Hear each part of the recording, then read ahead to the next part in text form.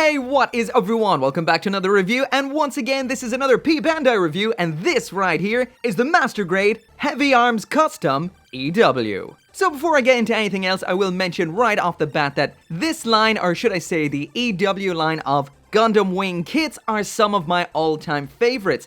It's these sort of kits that got me into Master Grade in the first place. Simple, effective, and all-round just fun. Also, I will mention I haven't reviewed the standard version of this. I do have it, one of my first ever Master Grades, but I will get around to reviewing all of the originals sometime in the near-ish future. But anyway, this video right here, as usual, would not be possible without those absolutely fantastic people over at Bai. So if you're looking for some P-bandai of your own, check out the link in the description. I've also included the link to the Amazon Japan page that I bought this guy from. Now here we go. So that right there is what the Master Grade Heavyarms Custom EW looks like out of the box, just snapped together. All I did was apply all the stickers that came with this kit, and besides that I just pen aligned the face to make it pop a little bit, but besides that, this is what you get out of the box. I will also mention that I did just do one snip for every knob on this thing, no cleanup, so if there is some fairly obvious knobs on this, because this is an older kit, so there is some older tech involved, they will be blatantly obvious. But all in all, I have to say I absolutely adore this design. I love the standard heavy arms, but I love this one right here, and I'm not sure if I'd say even more or the same, just for different reasons. This is dark and awesome, and the kind of light green blue on dark green blue just looks mesmerizing. On top of that navy blue as well, all in all, epic color scheme right here. This is then all rounded out with some nice powder blue. The white on this isn't your typical Gundam blue. This is a cool hued white right here. And finally we have that yellow, which really pops off against the blue. One thing I absolutely adore about this version of the Heavyarms, that would be the Katoki designed EW version, is that boxy look. This is quite unusual when it comes to Gundam designs, especially Master Grades. So all in all, I find this is a really fun build because visually it's just quite different. I can see why this is such a popular design. All in all, I love this. So as for those color correcting stickers we get in here, we've got the standard one, number 1 there for on the eyes, 2 and 3, those yellow ones, those are for on the head cameras. 4 is for on the half mask section, which we'll take a look at later, and the rest of them they're for color correcting the little line segments all around the kit. And honestly, these are color matched so well, fit into recesses in the plastic so well, that you'd barely notice that they're there at all. These are without a doubt some of the best color correcting stickers I've seen on a kit so far. I wasn't going to use them because I was like, I don't really like stickers so much, but these ones work great. Hands down, awesome. Did you even notice they were there? The sections there on the chest, those are actually colored parts. The parts up here in the shoulders, those are stickers. These are stickers. On the shoulder, stickers, but stickers. The only ones that aren't stickers are the ones on the chest, and these are color matched so well, you'd hardly know the difference. So this wouldn't be a Katoki kit and a P-bandai kit without a metric buttload of decals, so these are all water slide transfers. So as these are a Katoki style design, that does mean that all of these are more functional rather than design. So these are all meant to be like danger, opening hatch here, etc, as opposed to pictures or general things that go with the contours and curves, well, in this case, lines of the mobile suit. But all in all, a lot of work ahead of you right here. So as this is a Premium Bandai kit, there it is, side by side with the kit it's based on, because most of these are based on something. Yeah, unless it's that, what is with that? Never mind, we'll talk about that another day. But as you can see right there, for the most part, this is just a color variant besides the weapons we'll see later on. Funnily enough though, it's more like this right here is the color variant of this, because this is the only thing that appeared in something. This is just a design concept. But I will mention we are missing the awesome arm Bowie knife, so that is not included with this guy right here. And another thing that isn't included is this nightmare. Honestly, I really dislike this for 2 reasons. The main one is, I like my heavy arms with a gun for an arm, not an arm for an arm. Call me old-fashioned, but this should be connected on there, not poorly attaching into a hand, which it always falls out of. Also, that makes this right here absolutely and utterly pointless. Why would you store your own beam saber inside a functioning arm when you could have just put it on your side skirt or butt flap or something like that? This makes no sense at all. But I digress, we're talking about this, not that. So let's check out this guy's accessories.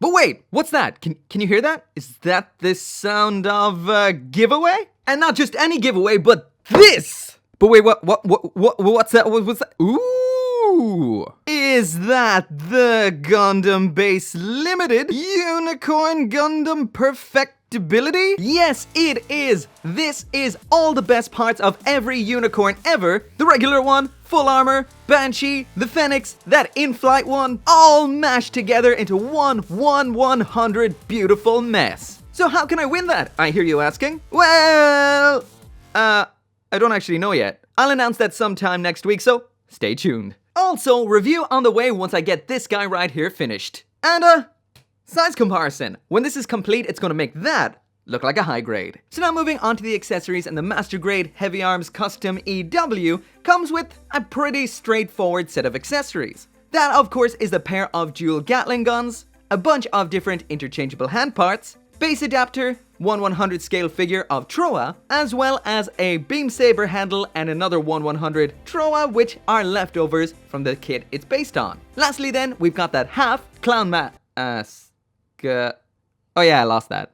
Never mind. So as for the manipulators in here, the hands we get are those swappable finger style. These are the same as we've seen multiple times on the Seed kits as well as these EW wing kits. So that is the fists, widespread open hands, holding hands without a peg, and holding hands with the peg. So now moving on into the accessories, and the main event in here, of course, is the pair of double Gatling guns. So these are fairly basic, there is no moving parts or anything like that per se. These are in 3 shades of grey, that's a darker grey, a light grey, and this very bluish grey. When I say there's no moving parts, the barrel doesn't rotate or anything like that, but if we flip it around to this side, we do have this little flip out handle section right there. So as for the attachment parts on these, we've got this double peg that is for storage, which I'll talk about in a minute, and that can be pulled out, then flipped for this peg right here, and that is for attaching it onto the rear of the 4 arms like so. So this is a very secure connection, so you don't even need to really put it into the hands if you don't want to. It holds on, simple as.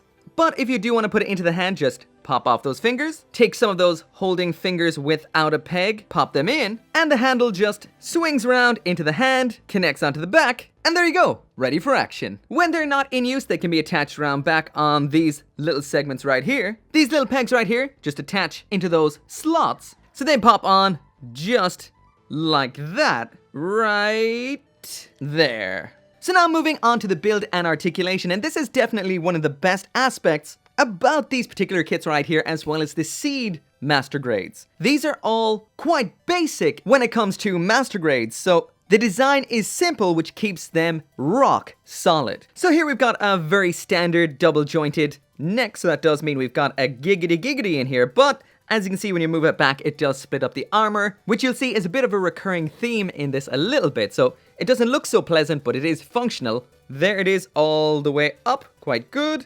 All the way down, pretty good. This can rotate, woo, all the way around, but beware of pulling off those antennae. Lastly then, there is his side to side tilt, so not bad. At the shoulder then, we've got a bit of forward and back in here, as well as a bit of up and down. This is inside the torso. As usual, the shoulder armor can move somewhat independently to the upper arm. As for how high it can raise that arm, there it is all the way up, so about parallel to the ground. We also have that full 360 rotation at the shoulder joint, full 360 at the upper arse. Full 360 at the upper arm. Next up there is the bend at the elbow, so pretty good. Not bad at all. Fairly standard ball joint then in here for the wrist, and the thumb is also on a ball joint. As for an ab crunch here, it's essentially nothing. It does move slightly to the back like so, but we don't have anything. Ooh, I almost forgot. Up at the shoulders, there are those opening hatches. This one just swings open like so. Missiles inside. The one on the back just swings out and around like that. There's those missiles, all the one color, as the frame. And then the chest we have open for those quad Gatlings. And there is the cockpit with mini Troa inside. Rotation then at the waist is just from there to there. So there's dead on from the front and there to there. So not a whole lot. The skirting armor is on both a hinge and a ball joint, so you do get quite a bit out of that. It can move right out of the way, move up like so. We have some extra daka inside of here. Side skirt is on a ball joint, can move up, down, is a little bit on the loose side, back and forward like so. Again, opens up, more daka. And then around here we've got that double Premium butt flap. Once again, these are ball joints, so these can move out ever so slightly, as well as up and down. No butt daka back here though. Up here in the backpack, and you saw this already, these move down like so. The waist joint in here is your standard just peg in hole waist joint, so there's no sliding mechanism whatsoever inside of that. So what we end up getting is that full kick to the front. That is not so bad. Of course, that's with the side skirting out of the way. There's it all the way up to the back. Not bad.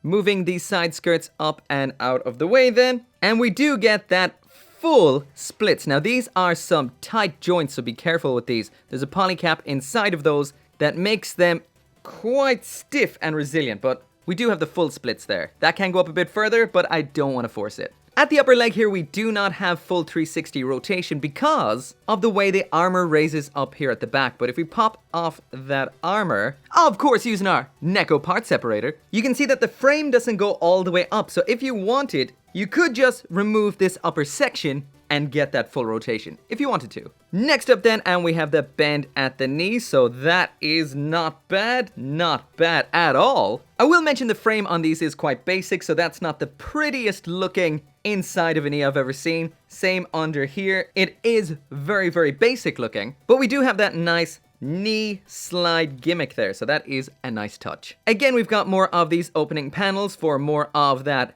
daka. I will mention that these little sections here pop off quite readily, so be careful not to lose those. Most of the time they won't fall off, but they can go missing. Be careful, they're small. So last up then we have the ankle here. This is a pair of ball joints. The top one doesn't do a whole lot of anything at all, and the bottom one kind of does everything. So that is what we get there, and we have a bend downwards at the toe. Be careful about pulling off the pieces. Anyway, as I said, bend down at the toe. So let's check out a bit of a functional test of the articulation at the ankle. So there it is all the way in, so that's okay, not great. For wider spaced legs, you're gonna have to lift that foot off the ground a bit, which sucks. There it is all the way out to the outside. You don't really need much there. There's to the back, not a lot. And there's to the front, not a lot again, so you're not going to get a lot of crouching out of this guy here. So as for the articulation and build on this, the articulation is not the greatest. It is a little bit on the basic side, but that does mean that this thing here is as solid as a rock, at least for the most part, until you throw those massive Gatlings into its hands and, well, those shoulders just cannot support it. You try to get your perfect pose, like, ooh, that looks dynamic, and Sag City. So you will have to do something about those shoulder joints yourself. The range of motion and stuff is great in there, but they just weren't built to withstand those cannons. You could almost say his arms are too heavy. Sorry.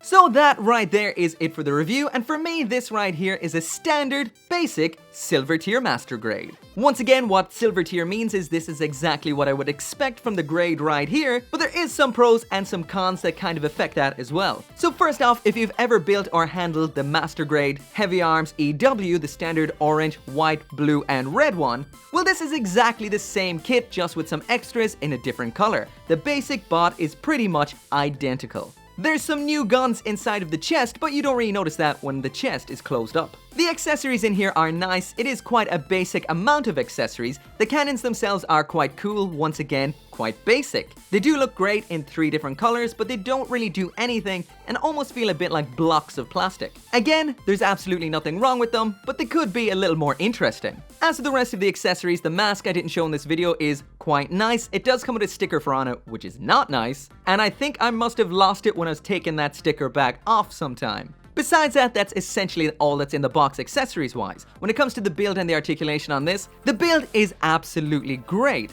Of course, the shoulders are a little bit weak, but this is a very, very basic fix, so I'll let that slide.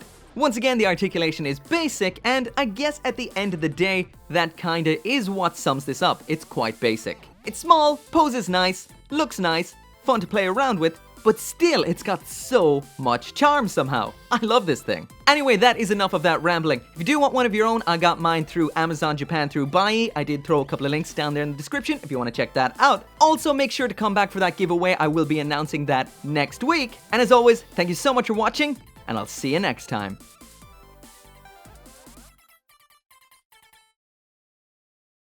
So once again, all my thanks to each and every one of you guys who supports me, including my channel members, including my perfect grade channel members, Craig Jerry and NQG420, and you guys over on Patreon, including my Gundarium tier patrons, Kaiser721, Forged Horizons, Vex, and Bullwick. See you next time.